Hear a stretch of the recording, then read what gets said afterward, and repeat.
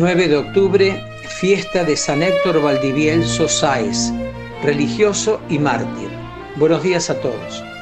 Celebramos el día de hoy a un santo nacido en la Argentina, por lo tanto podemos decir que es el primer santo argentino, pero con una peculiaridad. Nació en Buenos Aires en el barrio de Boedo en 1910. En 1913 lo bautizaron en la antigua iglesia de San Nicolás de Bari. Dato muy llamativo, dicho templo estaba ubicado en el mismo lugar donde hoy se erige el obelisco. Al año siguiente, 1914, los padres regresan a España, radicándose cerca de Burgos. Ingresa muy jovencito a la congregación de los hermanos de las escuelas cristianas. Tenía la ilusión que como misionero lo enviaran a su patria argentina. Estas palabras suyas constan en una carta de esa época.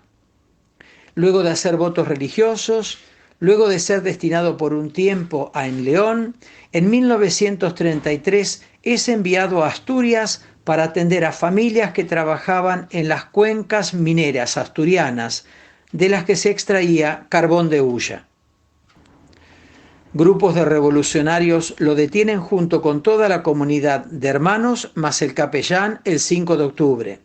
El día 9, luego de haberlos encarcelado y juzgado, los fusilan a todos cerca del cementerio de Turón, junto a algunos presos políticos. La Iglesia lo llama santo y mártir, siendo la causa de este martirio el odio a la fe y, por supuesto, una vida cristiana que en fidelidad lo llevó a dar la vida de ese modo. En cuanto a la lectura, seguimos con la carta a los Gálatas. El párrafo de hoy es capítulo 3, del versículo 7 al 14. Parte de la comunidad venía del judaísmo. Es por eso que Pablo se remite a la fe de Abraham y la confianza en Dios que se le revela y le habla estando aún en Ur de Caldea, antes de trasladarse a la tierra de los judíos. También en esa promesa que le hizo, en ti serán bendecidas todas las naciones.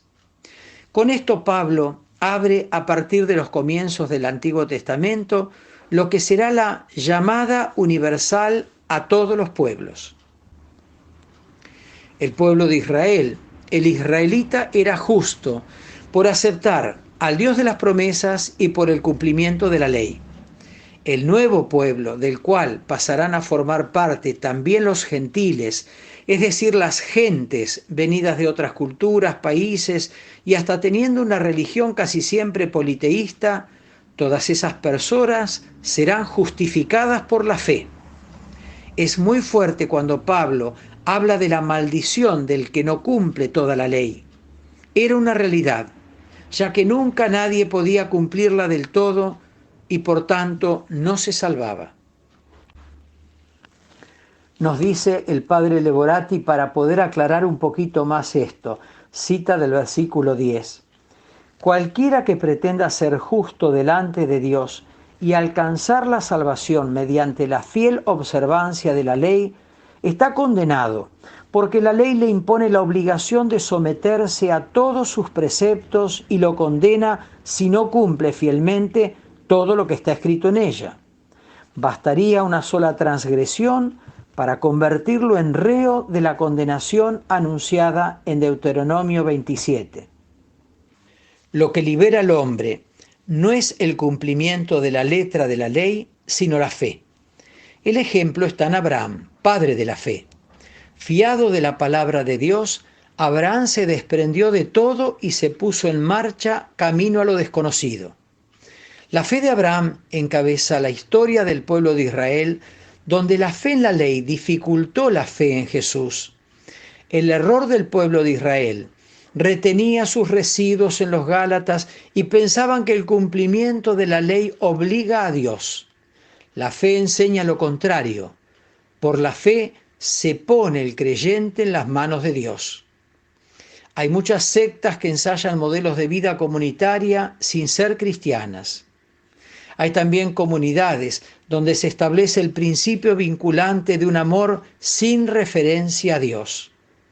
Leyendo a San Pablo, se concluye que el distintivo de vida cristiana consiste en la fe acompañada de las obras del amor.